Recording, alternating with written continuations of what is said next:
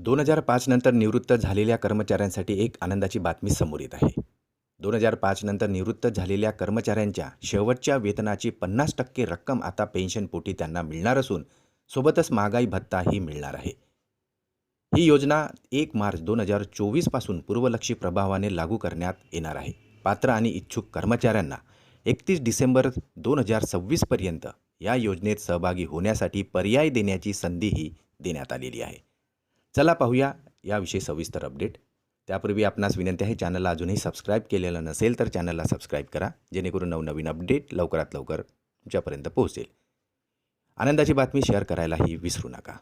राज्यातील सरकारी कर्मचाऱ्यांसाठी सुधारित राष्ट्रीय निवृत्ती वेतन योजनेचे स्वरूप राज्य सरकारने जाहीर केले आहे आणि त्यानुसार महागाई भत्त्यासोबतच आता कर्मचाऱ्यांना शेवटच्या वेतनाच्या 50% रक्कम निवृत्ती वेतन म्हणून मिळणार आहे.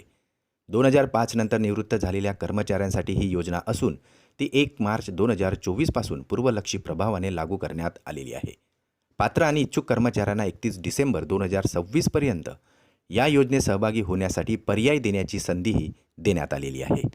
या योजनेनुसार कर्मचाऱ्यांना कोणता लाभ मिळणार, चला तर पाहूया. 20 वर्ष किंवा त्यापेक्षा अधिक सेवा पूर्ण केलेल्या कर्मचाऱ्यांना वेतनाच्या 50% इतके निवृत्ती वेतन मिळणार आहे. किमान 10 वर्ष पूर्ण केल्यास दरमहा 7,500 रुपये निवृत्ती वेतन निश्चित आहे, तर 10 वर्षापेक्षा कमी सेवा असल्यास तरतुदीशिवाय अन्य लाभ मिळणार नाही. निवृत्तीच्या वेळी राष्ट्रीय निवृत्ती वेतन योजनेअंतर्गत जमा निधीपैकी 60% रक्कम ही शासनाकडे जमा करावी लागेल. निवृत्ती वेतनाच्या 60% इतका कुटुंब निवृत्ती वेतनाचा लाभसुद्धा कर्मचाऱ्यांना मिळणार आहे. 31 मार्च 2023च्या शासन निर्णयानुसार निवृत्ती उपदानसुद्धा कर्मचाऱ्यांना लागू राहणार आहे.